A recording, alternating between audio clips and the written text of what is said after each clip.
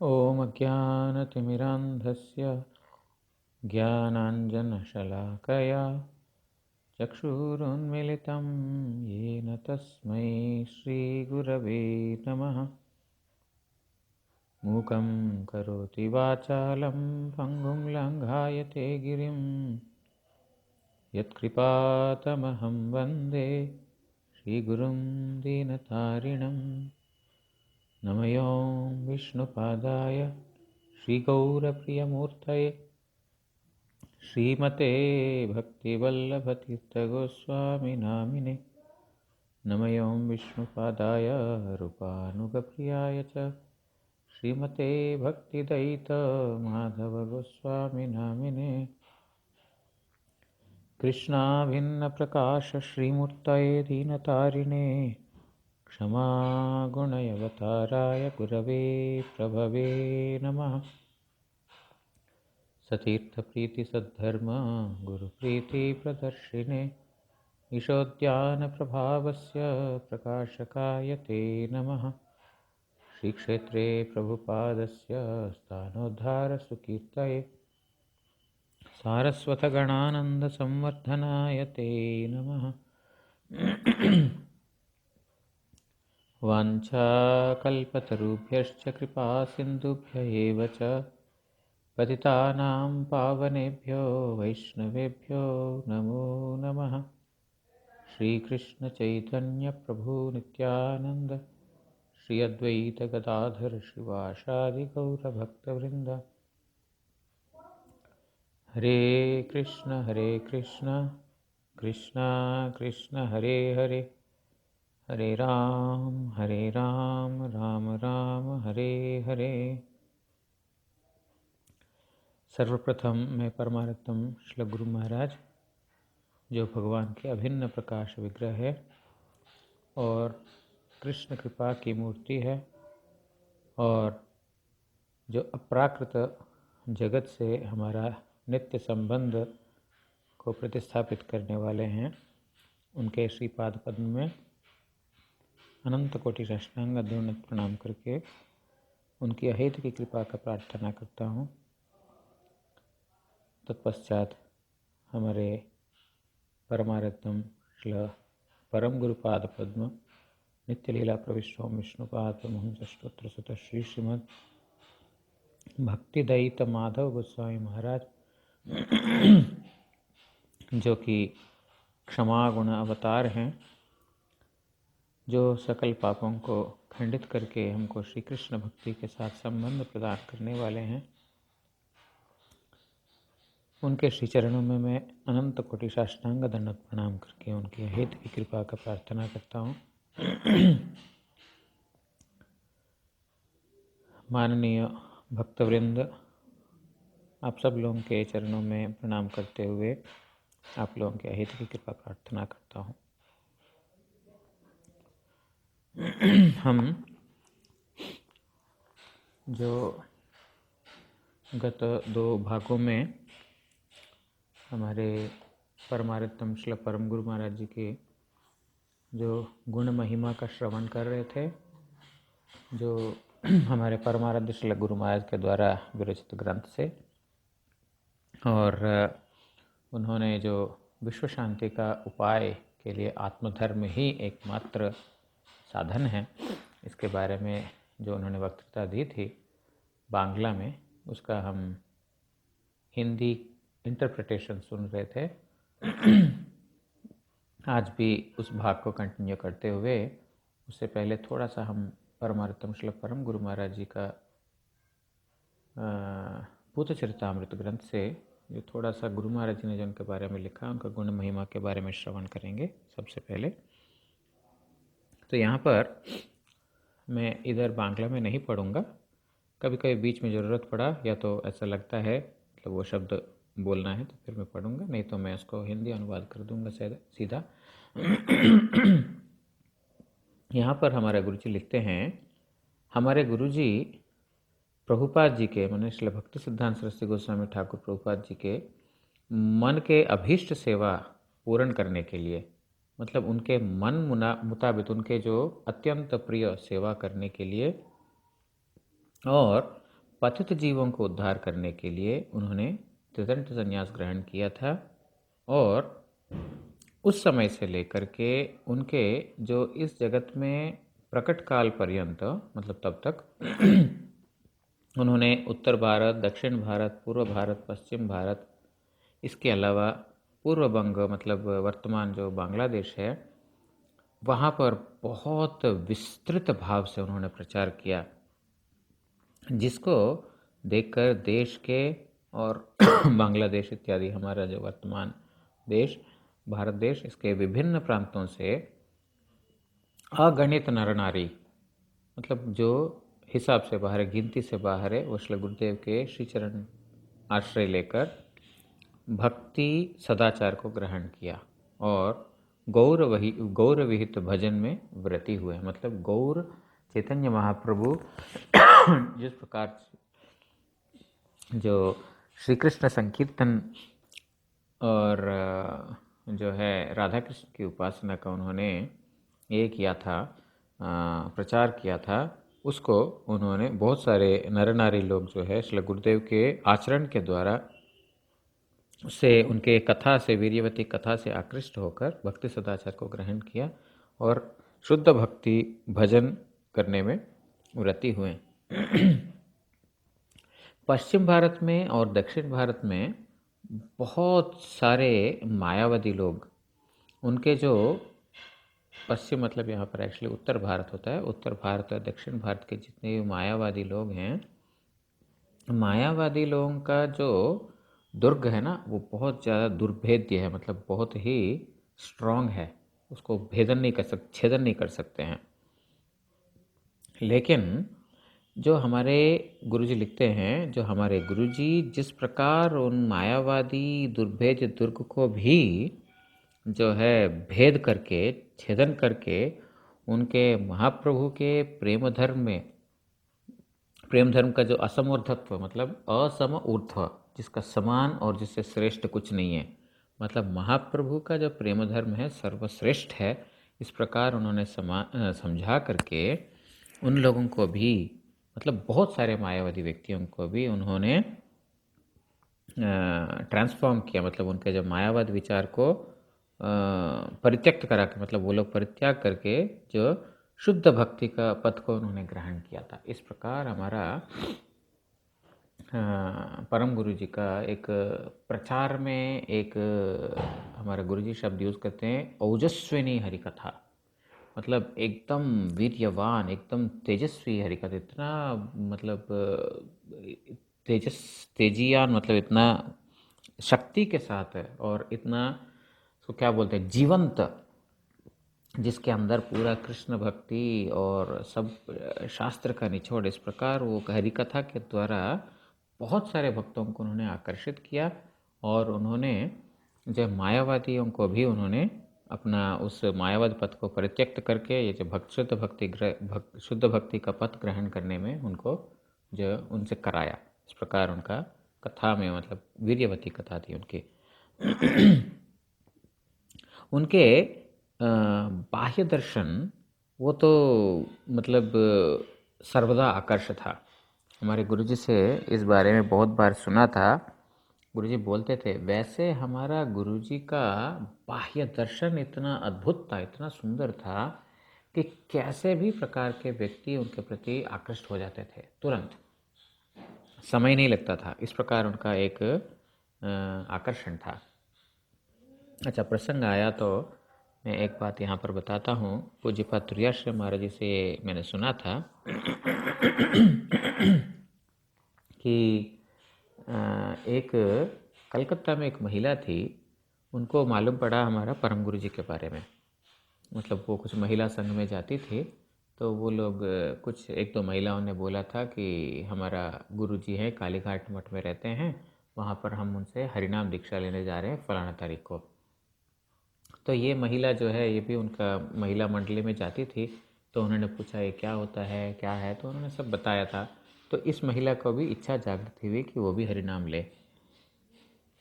तो सरल स्वभाव की थी, लेकिन उस महिला का पति था बहुत बड़ा चोर माने डकैती वगैरह करता था और क्रूर बहुत था, बहुत क्रूर व्यक्ति था।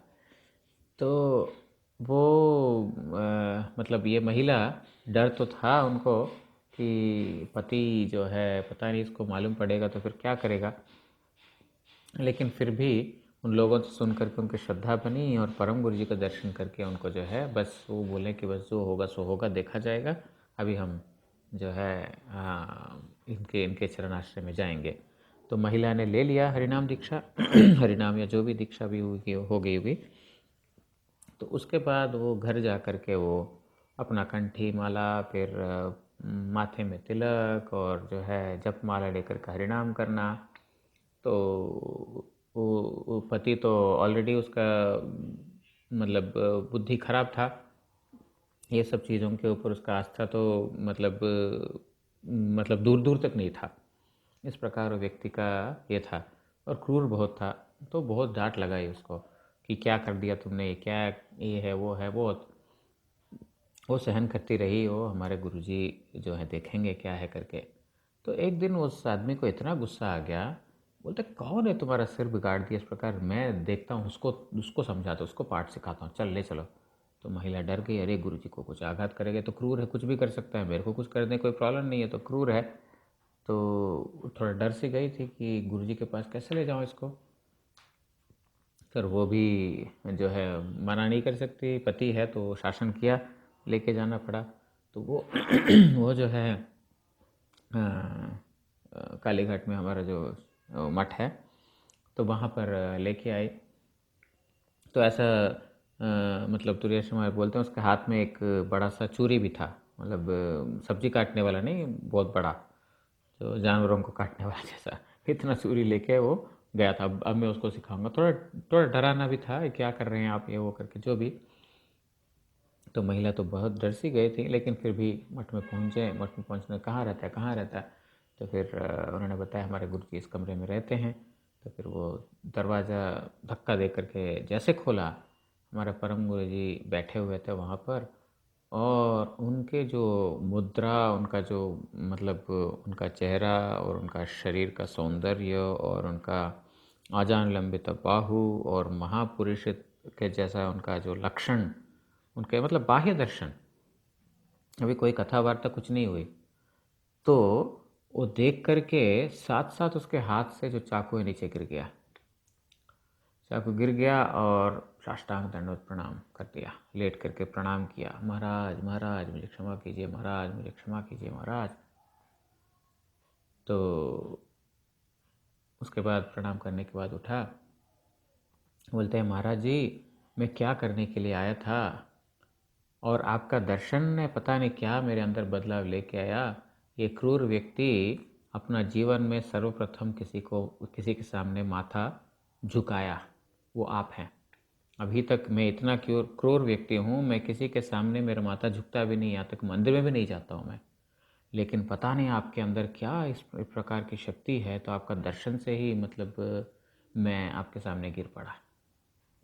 ये मतलब पूज्य पातुर्य से हमारे से सुना था, मतलब ये इसलिए याद आया कि हमारे गुरुजी से कई बार सुना था कि उनका जो दीर्घाकृति, गौर कांति, आजान लंबित बाहु, महापुरुष जैसा उनका लक्षण, वो देख करके बड़े से बड़े लोग भी उनके प्रति आकर्षित हो जाते थे।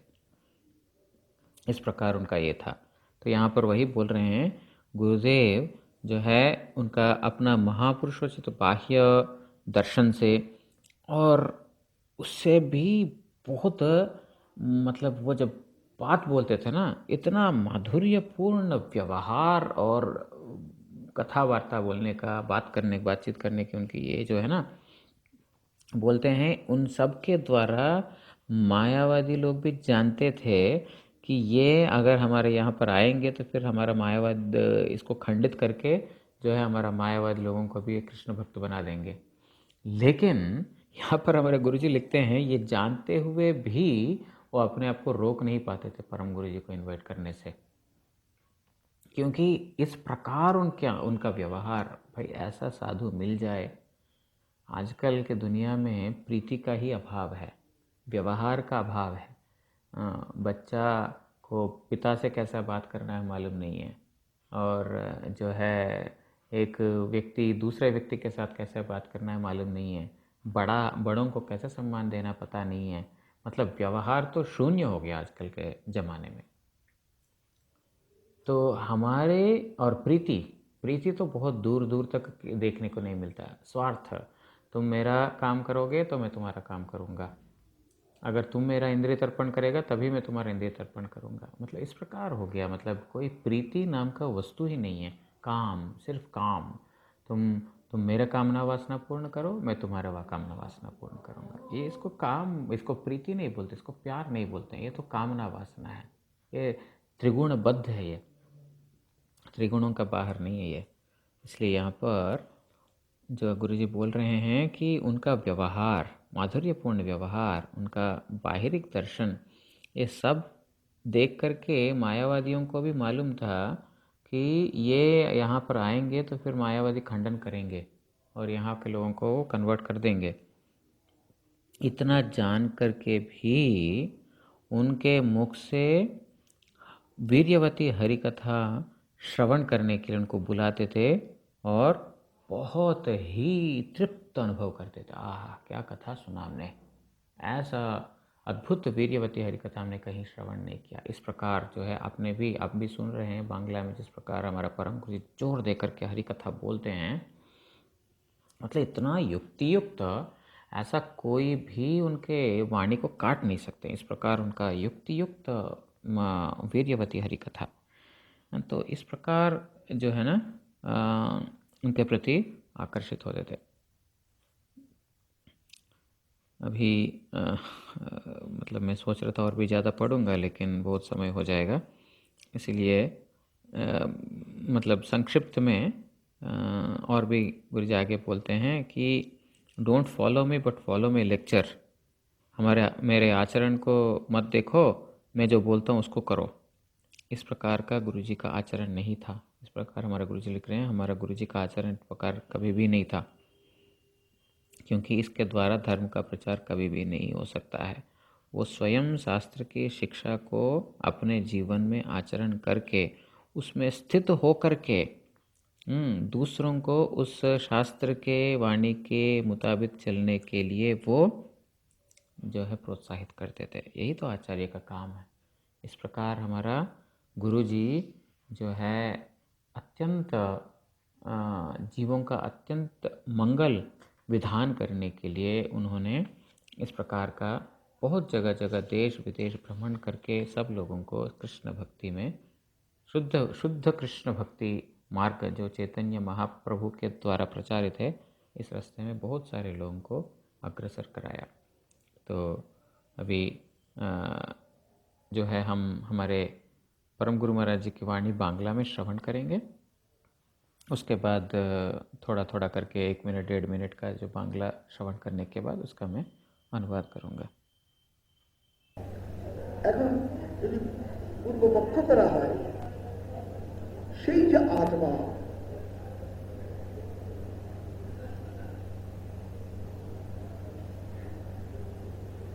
পূর্ণ আত্মা, আর জীব তো পূর্ণ আত্মা নয়।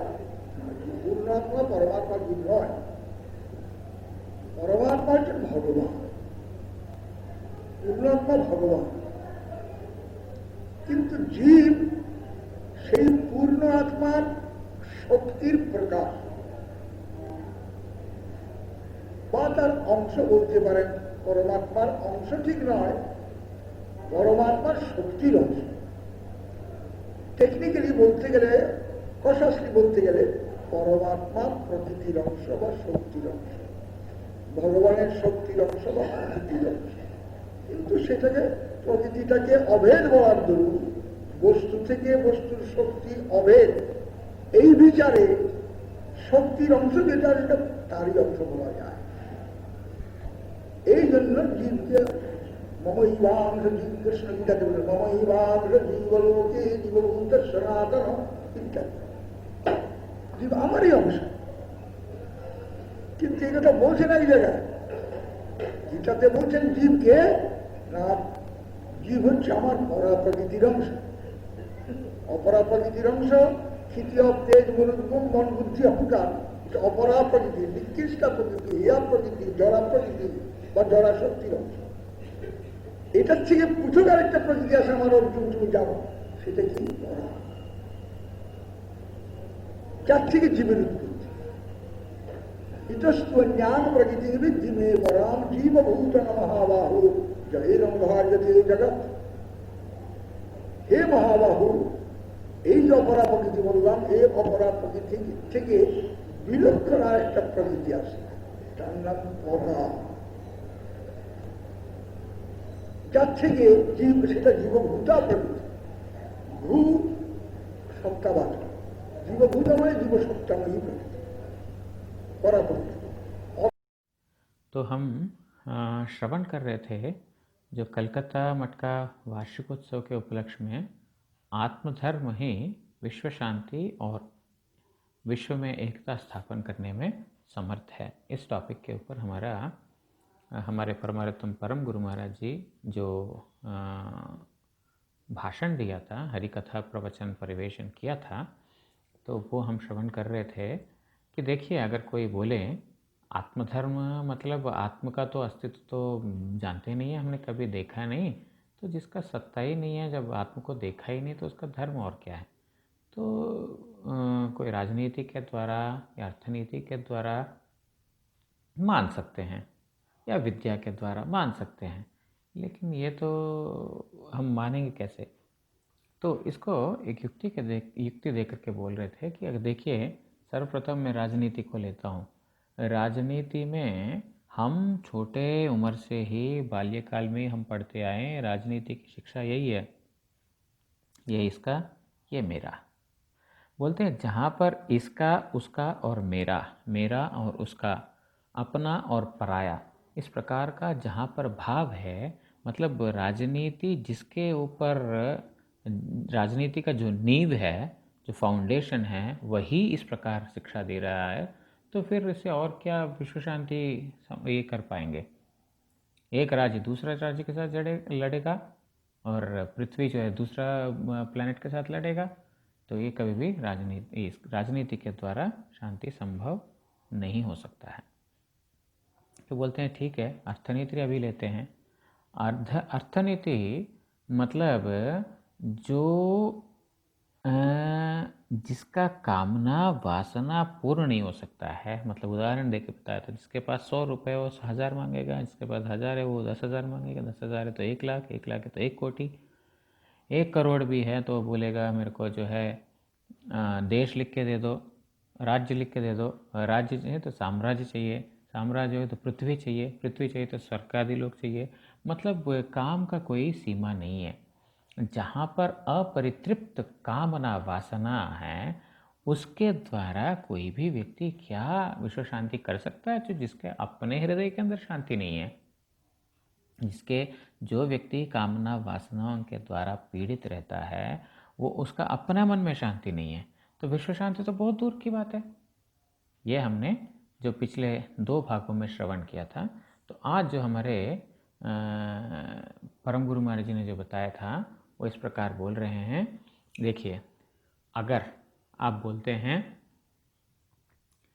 कि इन दोनों के द्वारा संभव नहीं है, मतलब हमने देख लिया था अर्थनीति के द्वारा और राजनीति के द्वारा संभव नहीं है, तो जीवात्मा के बारे में बोल रहे हैं।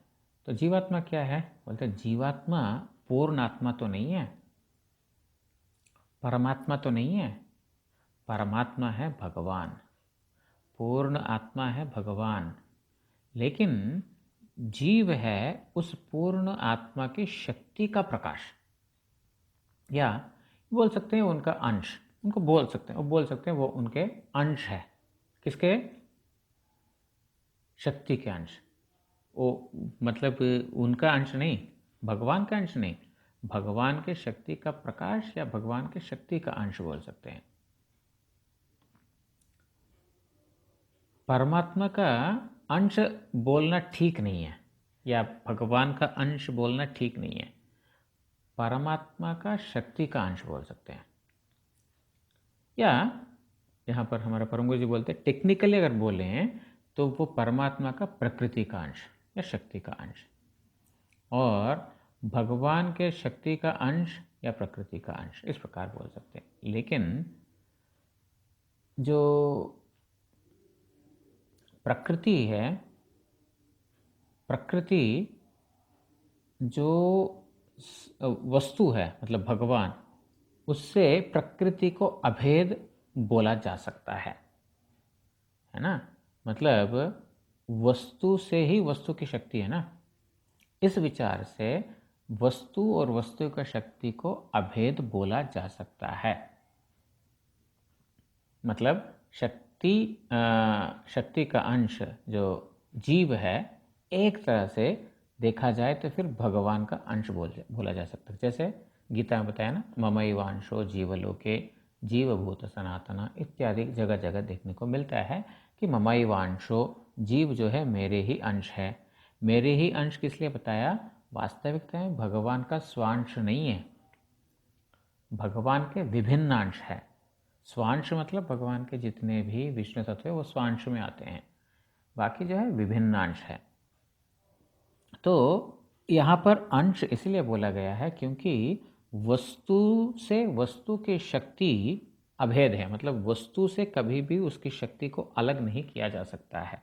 कोई भी नहीं बोल सकते आग से मैं आग का ताप को दूर कर दूंगा। आग है तभी तक ताप है, ताप को कभी भी आग से नहीं अलग किया जा सकता है। इस प्रकार मतलब क्योंकि अभेद है, इस हिसाब से यहाँ पर ममैवांशो जीवलोके इत्यादि जीवभूत सनातन इत्यादि जो गीता का श्लोक है उसके द्वारा समझ में आता है कि अभेद होने के कारण मेरे अंश बोला गया है, लेकिन वास्तविकता में जीव है शक्ति के अंश।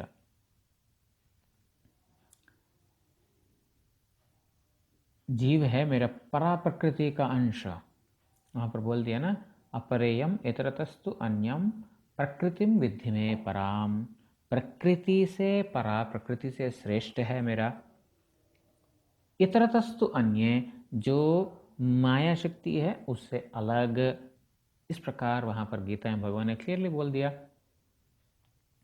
जैसे अपरा प्रकृति है, अपरा प्रकृति से हमारा भूमि, जल, उसके बाद आग, वायु और आकाश, मन, बुद्धि, अहंकार, ये अष्ट तत्व जो है ये अपरा प्रकृति का, भगवान गीता में बोलते हैं ये मेरा अपरा प्रकृति मतलब माया प्रकृति, जड़ा प्रकृति, इसके अंश है।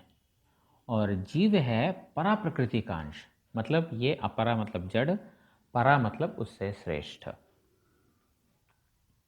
ये अपरा प्रकृति है, जड़ प्रकृति है, इसको बोल सकते हैं निकृष्ट प्रकृति या हेया प्रकृति या जड़ा प्रकृति व जड़ शक्ति का अंश।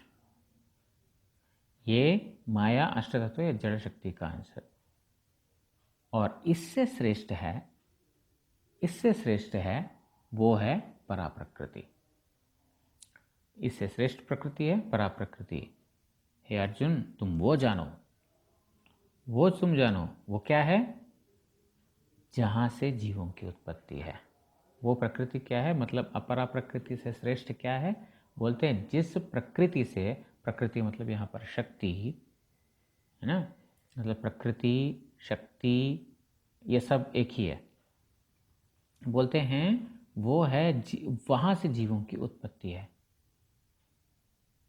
इतरस्तु अन्याम प्रकृतिम विद्धि में परम जीवभूतम महाबाहो ययेदम धार्यते जगत। गीता में भगवान ने बोल दिया। इसके अलावा मतलब ये अपरा प्रकृति के अलावा और एक प्रकृति है मेरी जो परा प्रकृति है, जिससे जीवों की उत्पत्ति है। हे महाबाहो, ये अपरा प्रकृति से अलग एक और प्रकृति है मेरी, उसका नाम है परा। वहाँ से जीवों का उत्पत्ति है। जीवभूता प्रकृति उसको बोल सकते हैं। भू मतलब सत्तावाचक, भू मतलब सत्ता को निर्दिष्ट करता है। जीवभूतम मतलब जीव सत्तामय प्रकृति, यहाँ परा प्रकृति मतलब जीवों के अंदर सत्ता है। सत्ता मतलब क्या है? शक्ति। जैसे जड़ में सत्ता नहीं है, उसके अंदर कोई क्वालिटी नहीं है, एट्रीब्यूट नहीं है, उसका कोई गुण नहीं है, लेकिन सत्ता, जो वस्तु बोला है वस्तु का सत्ता है, तो इसलिए बोल रहे हैं भू मतलब जीव भूतम, उसमें भू बोल रहे हैं सत्तावाचक है। जीव सत्ता में प्रकृति है, वही परा प्रकृति है। यहाँ से आगे श्रवण करते हैं हमारे परम गुरु जी जो बोल रहे हैं। অথবা ভূ ধাতুকে যদি উৎপন্ন অর্থে প্রয়োগ করা হয় তাহলে জীবের উৎপত্তি পরা প্রকৃতি হতে, পরা প্রকৃতিতে জীবের সত্তা বা পরা প্রকৃতি হতে জীবের সত্তা। সুতরাং জীব ভগবান হলেন না, ভগবানের প্রকৃতি হতে হলেন, সুতরাং প্রকৃতির অংশ, বা শক্তির হতে হলেন সত্যাংশ, ভগবত অংশ না, স্বয়ংশ না, ভগবানের অংশ যেটা সেটা part of infinite is infinite. কিন্তু যে পার্ট অফ ইনফিনিট, জীব is part of the potential infinite. Jeev is a part of the attribute of the infinite. যদিও সে attribute and substance দুটা ভেদ করা যায় না, বস্তু আর বস্তুর প্রকৃতিটাকে ভেদ করা যায় না, অভেদ। এই জন্য জীবকে ভগবানের থেকে অভেদ করা যায়, কিন্তু জীব ভগবান নয়, অভেদ বললেও ভগবান নয়। সেই যে জীব যদি সে ভগবানই হতো, কিন্তু পূর্ণ,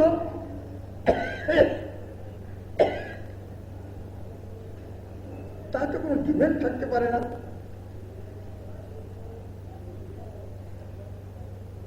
পূর্ণ যদি হয় তার কোনো দাবি থাকতে পারত না। জীব পূর্ণ নয়, জীব তার সত্যাংশ, প্রকৃতির অংশ, সত্যাংশ, গুণাংশ থাকবে। সুতরাং জীব ভগবান নয়, জীব খোদা নয়, জীব ভগবানের, জীব খোদা। এই অর্থে কিরকম? জীব খোদার প্রকৃতি, তার শক্তির অংশ। यहाँ पर हमारे परम गुरु महाराज जी बोल रहे हैं जो जीव प्रकृति से उत्पन्न है, मतलब जीवों की उत्पत्ति है परा प्रकृति से है, भगवान की परा प्रकृति से। तो परा प्रकृति में ही जीवों की सत्ता है, व परा प्रकृति से ही जीवों की सत्ता है, दोनों बोल सकते हैं। परा प्रकृति में ही जीवों की सत्ता है या परा प्रकृति से ही जीवों की सत्ता है। मतलब ये इस प्रकार समझ सकते हैं कि जब तक हम उस भगवान के साथ जुड़े हुए हैं तब तक ही उसका सत्ता है। जीव वो डिपेंडेंट है, मतलब वो आश्रयी जीव को चाहिए सब समय, वो इंडिपेंडेंट वस्तु नहीं है। शक्ति को शक्तिमान की आवश्यकता है ना। इसी प्रकार मतलब शक्तिमान को आश्रय लेकर के उसके आधार पर ही शक्ति का अस्तित्व है। इसी प्रकार बोल रहे हैं परा प्रकृति में ही जीवों की सत्ता है या परा प्रकृति से ही जीवों के अंदर जो सत्ता है। क्या सत्ता है? जीवों के अंदर भी तो बहुत प्रकार का ईशिता है, थोड़ा ईश्वरता गुण है, और माया के ऊपर वो थोड़ा सा ये कर सकता है। इस प्रकार जो भी उसके अंदर गुण है वो बोल रहे हैं वो प्रकृति से ही, परा प्रकृति से ही उसके अंदर वो सत्ता है। मतलब वो भगवान से हैं, मतलब इंडिपेंडेंट नहीं है, भगवान से कभी भी स्वतंत्र नहीं है, वो परतंत्रता है। भगवान कभी भी नहीं हो सकते हो, भगवान की प्रकृति से, मतलब प्रकृति का अंश है। शक्ति से उनका उत्पत्ति है या शक्ति का अंश है, भगवान का अंश नहीं है, भगवान का स्वांश नहीं है। जो हमने सुना था पहले, स्वांश मतलब उनके अपने अंश, उसके द्वारा जो अनंत कोटि वैकुंठ धाम और वहाँ पर जितने भी विष्णु तत्व हैं वो सब उनके स्वांश है। अब यहाँ पर अंश मतलब इस जगत का अंश भी नहीं समझना चाहिए। इस जगत में अंश मतलब जो मूल वस्तु का अंश मतलब मूल वस्तु में कुछ कम हो गया, लेकिन भगवान का अंश मतलब वो मूल वस्तु में कुछ कम हो गया, कुछ खंडित हो गया, ऐसा नहीं समझना है। क्योंकि अप्राकृत जगत का वस्तु वो होता है पूर्ण। पूर्ण में से अगर पूर्ण को निकाल दिया जाए तो पूर्ण ही रहेगा। पूर्णमेव अवशिष्यते। पूर्ण को पूर्ण से विभाजन किया जाए, पूर्ण से पूर्ण को जोड़ा जाए तो पूर्ण पूर्ण ही रहेगा। इसलिए वहाँ पर स्वांश जो मतलब श्री कृष्ण से विष्णु आया मान लीजिए, तो फिर विष्णु हो गया तो फिर श्री कृष्ण में शक्ति कम हो गया क्योंकि उनका अंश का थोड़ा चला गया ना, ऐसा नहीं होता है। वहाँ पर चिन्मय धाम में एक उदाहरण देते हैं, जिस प्रकार इस जगत में स्पर्शमणि है। स्पर्शमणि जो है लोहे के साथ स्पर्श में आने के बाद वो जो है लोहे को सोना बना देता है, लेकिन स्पर्शमणि में कोई अपना कोई विकार नहीं आता है। वो उसके साथ संपर्क आया तो इसलिए परिवर्तित हो गया ना, ये जो है पूर्ण का पूर्ण ही रहेगा। इसीलिए भगवान का जो जीव जो है भगवान के अंशी है, भगवान के अंश नहीं है, स्वांश नहीं है। भगवान के अंश हैं ये नहीं बोल सकते हैं। पार्ट ऑफ इन्फिनिट इन्फिनिटी होगा। गुरु जी बोलते हैं part of infinite is infinite, लेकिन जीव जो है पार्ट ऑफ इन्फिनिट नहीं है, part of the potency of the infinite. मतलब जीव पूर्ण वस्तु के शक्ति का अंश है। वो जीव जो है पूर्ण शक्ति का अंश नहीं है, पूर्ण वस्तु का अंश नहीं है। जीव है पूर्ण शक्ति के, पूर्ण वस्तु के शक्ति का अंश है। पूर्ण वस्तु के शक्ति का अंश, पूर्ण का अंश नहीं है। इसीलिए जीव, परम गुरु जी बोलते हैं जीव is the part of the attribute of the infinite. Attribute मतलब यहाँ पर प्रकृति या शक्ति, तो वो जो है वो शक्ति का अंश है या प्रकृति के अंश है। अगर बोलते हैं जो हम वो जो प्रकृति है या शक्ति है उसको वस्तु से कभी भी अलग नहीं कर सकते हैं। मतलब वस्तु है, वस्तु की शक्ति या वस्तु की सत्ता साथ में ही जाएगा। जैसा अभी हमने थोड़ी देर पहले आग का उदाहरण श्रवण किया था, वस्तु और वस्तु की शक्ति साथ में ही है। इसीलिए वस्तु और वस्तु के प्रकृति को अभेद बोला गया है, क्योंकि भिन्न नहीं कर सकते। इसीलिए जीव को भगवान से अभिन्न बोला जा सकता है। इस मतलब इस दृष्टिकोण से अभिन्न बोला जा सकता है, ना कि वो भगवान। इसीलिए वो इस दृष्टिकोण से कर सकते हैं क्योंकि शक्ति शक्तिमान से अभिन्न है, इस दृष्टिकोण से। लेकिन वो कभी भी भगवान नहीं है। अभेद बोल दिया इसका मतलब ये वो एक हो गया, बोलते हैं नहीं, क्योंकि अगर वो जीव भगवान होते हैं मतलब पूर्ण होते हैं, उसके अंदर कोई कमी नहीं हो सकता है, उसके अंदर कोई चाहिदा नहीं हो सकता है, उसके अंदर कोई मांग नहीं हो सकता है। लेकिन जीवों के अंदर है, मतलब यही स्थापित करता है कि जीव पूर्ण नहीं है। जीव भगवान के शक्ति का अंश है, प्रकृति का अंश है, उनके गुण का अंश है, लेकिन उनका अंश नहीं है। वो पूर्ण नहीं है, क्योंकि पूर्ण का सब कुछ पूर्ण मतलब part of infinite is infinite. पूर्ण का अंश पूर्ण ही होगा। वो अगर पूर्ण का अंश होते तो फिर जीव भी पूर्ण ही होना चाहिए, लेकिन जीव पूर्ण नहीं है। उनके अंदर अभाव है, उनके अंदर चाहिदा है, उनके अंदर मांग है। मतलब जीव भगवान नहीं है, जीव खुदा नहीं है। जीव भगवान का है, जीव खुदा का है। वो जीव भगवान नहीं है, जीव खुदा नहीं है। भगवान जीव जो है भगवान का है, खुदा का है, ये अर्थ है। क्यों? क्योंकि वो खुदा का तो भगवान का प्रकृति का अंश है। उनका प्रकृति का अंश है, उनका शक्ति का अंश है। ऐसा करके हमारे परम गुरु जी ने बताया।